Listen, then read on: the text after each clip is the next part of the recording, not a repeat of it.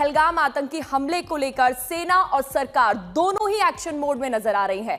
सुरक्षा बल और Jammu Kashmir police high alert पर है। सूत्रों से मिली खबर के मुताबिक छुट्टी पर गए पुलिसकर्मियों को वापस ड्यूटी ज्वाइन करने के लिए कहा गया है।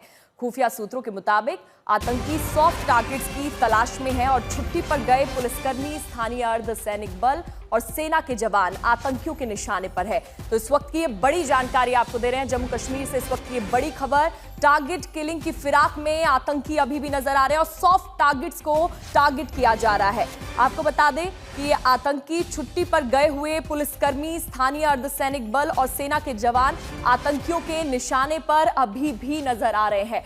ऐसे में कई कड़े अहम फैसले भी लिए जाएंगे। जम्मू कश्मीर पुलिस इस वक्त हाई अलर्ट पर है और छुट्टी पर गए हुए पुलिसकर्मियों को वापस ड्यूटी ज्वाइन करने के लिए अब कह दिया गया है। तो इस वक्त की ये बड़ी खबर आपको बता रहे हैं। पहलगाम हमले के बाद से ही लगातार कार्रवाई की जा रही है। आतंकियों की तलाश अभी भी फिलहाल जारी है। ऐसे में टारगेट किलिंग की फिराक में आतंकी नजर आ रहे हैं।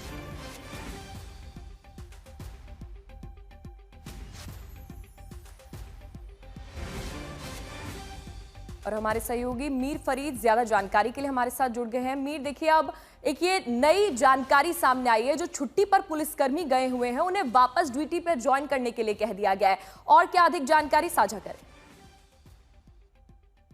जी बिल्कुल, जैसे हम ये रिपोर्ट भी कर रहे हैं कि कैसे जो एक नया प्यूनिटिव एक्शन है जो कि पिछले 30-35 साल में जब से बंदूक ने जम्मू कश्मीर और खास कश्मीर में अपना सर उठाया, ऐसा देखा नहीं गया है जहां जो एक्टिव मिलिटेंट हैं उनके घर धमाके से उड़ाए गए हैं। तकरीबन 9 ऐसे घर हैं जिनको उड़ा दिया गया है और ये 9 के 9 जो है एक्टिव जो काडर है जैश और लश्कर का, ये उनके हैं, लेकिन स्थानीय जो मिलिटेंट हैं। तो उसके बाद कल और परसों भी दो दिन से जो है लगातार टीआरएफ के स्टेटमेंट आ रहे हैं कि वो मकान का बदला मकान से लेंगे, फैमिली का बदला फैमिली से लेंगे। हालांकि पुलिस सूत्रों का माने इससे ज्यादा जो खुफिया एजेंसीज हैं उनके भी क्रेडिबल इनपुट हैं कि कुछ टारगेट हो सकते हैं पुलिस वाले, क्योंकि स्थानीय हैं और घाटी के अलग अलग हिस्सों में रहते हैं। कई ऐसी जगहें हैं जो सिक्योरिटी के पॉइंट ऑफ व्यू से काफी संवेदनशील हैं।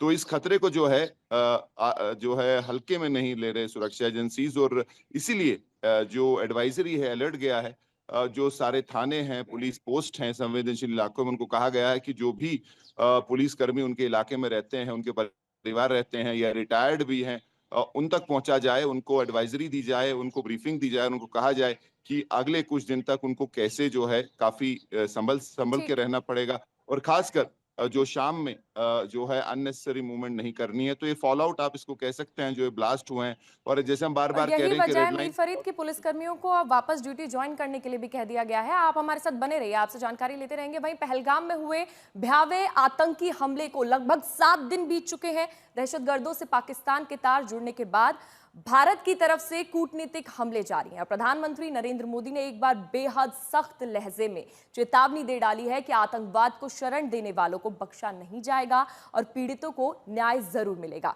जाहिर है एक्शन अभी भी बाकी है और इस बीच सेना ने जम्मू कश्मीर में 14 मददगार आतंकियों की लिस्ट भी जारी की थी, जिनमें से 9 के घर अब उड़ाए जा चुके हैं। हमले की जांच में जुटी एनआईए की टीम को मौके से कई अहम सुराग भी हाथ लगे हैं। और कुपवाड़ा, त्राल, ये वो जगहें हैं जहां पर 9 आतंकी ठिकानों को ध्वस्त कर दिया गया है, उनके घरों को उड़ा दिया गया है। पीएम मोदी ने मन की बात में वादा किया है कि पीड़ितों को न्याय मिलेगा और हिट लिस्ट में अभी फिलहाल 14 आतंकी हैं, जिनमें से 9 आतंकियों के घरों को ध्वस्त कर दिया गया है।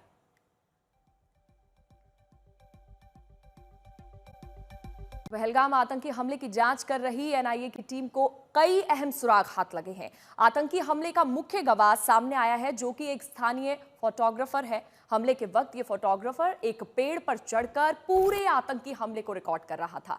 जांच एजेंसी का मानना है कि फोटोग्राफर के वीडियो इस मामले में अहम सुराग है। इसके अलावा एनआईए जांच के दौरान एक और सुराग उनको लगा है हाथ, जिससे पता चला है कि भारतीय सेना के एक लेफ्टिनेंट कर्नल भी आतंकी हमले के वक्त मौके पर मौजूद थे, जो मामले में अहम गवाह हैं, जो कड़ियों को जोड़ने में जांच एजेंसी की लगातार मदद कर रहे हैं।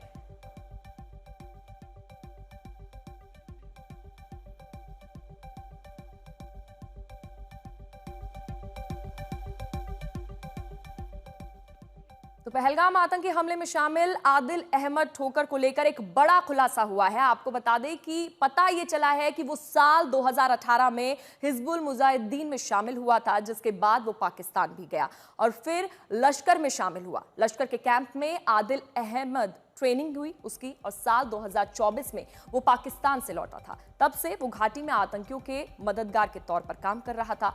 खास तौर पर वो आतंकियों की बतौर गाइड मदद करता था और उसको मुख्य आरोपी बताया जा रहा है पहलगाम हमले का।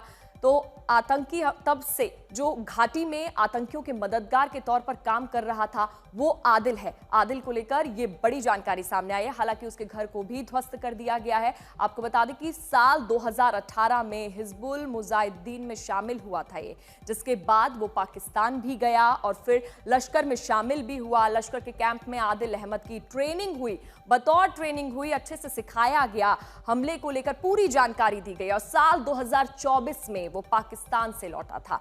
तब से वो घाटी में आतंकियों के मददगार के तौर पर काम कर रहा था, ट्रेनिंग दे रहा था। खास तौर पर वो आतंकियों की बतौर गाइड मदद करता था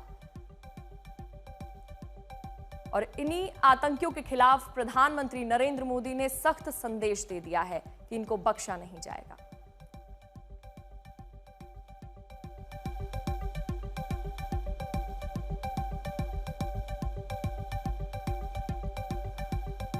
तो आतंकी के घरों को लगातार उड़ाया जा रहा है। 9 आतंकियों के घरों को उड़ा दिया गया है। भारत के एक्शन से आतंक का पनाहगार पाकिस्तान घबराया हुआ है और अब अंतर्राष्ट्रीय समुदाय की तरफ से भी हसरत भरी नजरें से देख रहा है। दरअसल रूसी समाचार एजेंसी को दिए गए इंटरव्यू में पाकिस्तान के रक्षा मंत्री ख्वाजा आसिफ ने भी एक बड़ा बयान दिया है। आपको बता दें कि आतंकियों के घरों को उड़ाया है, ये है वो आतंकवादी। इसका स्केच जारी हुआ। आदिल हुसैन ठोकर 2018 में ये पाकिस्तान गया था। लश्कर कैंप में इसकी ट्रेनिंग हुई थी। लश्कर तैयबा बहुत बड़ा नाम है, यहां पर इसकी ट्रेनिंग की गई। 2024 में पाकिस्तान से वो वापस आया और वापस आने के बाद घाटी में आतंकियों को मददगार ये साबित हुआ। ये ट्रेनिंग वहां से पाकिस्तान से लेकर आया, 2024 में ये यहां पर वापस लौटा और कई जगह पर आतंकी हमले हुए। पहलगाम में जो आतंकी हमला हुआ है उसके बाद सबसे मुख्य आरोपी आदिल माना जा रहा है। मीर फरीद हमारे सहयोगी हमारे साथ ज्यादा जानकारी के लिए जुड़ गए हैं। मीर, देखिए स्केच जारी हो गया और पूरी जानकारी आदिल के बारे में सामने आ गई है। 9 आतंकी के घरों को ध्वस्त भी कर दिया गया है, लेकिन अब क्या? क्योंकि सवाल यही खड़ा हो रहा है कि कब तक इन आतंकियों को पकड़ा जाएगा।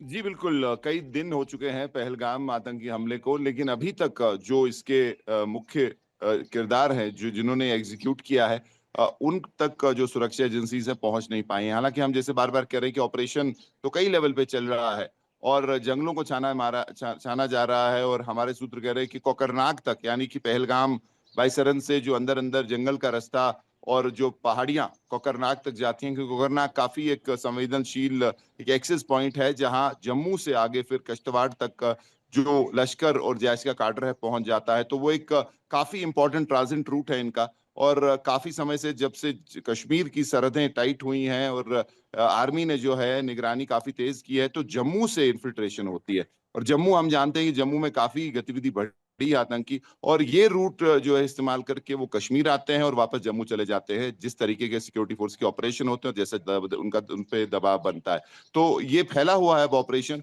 और ये साफ बात है कि अभी तक जो है सफलता नहीं मिली है। और वहीं अगर आप जो सुरक्षा जानकार हैं वो ये भी बात कर रहे हैं कि जो अंदर का ऑडिट है, यानी कि जो चूक हुई है सरकार ने माना है, उस पे भी जो है नजर बनाई हुई है और उस पे भी जो है लगातार कोशिश की जा रही है इन आतंकियों को पकड़ने की। चलिए मीर, शुक्रिया आपका तमाम जानकारी देने के लिए।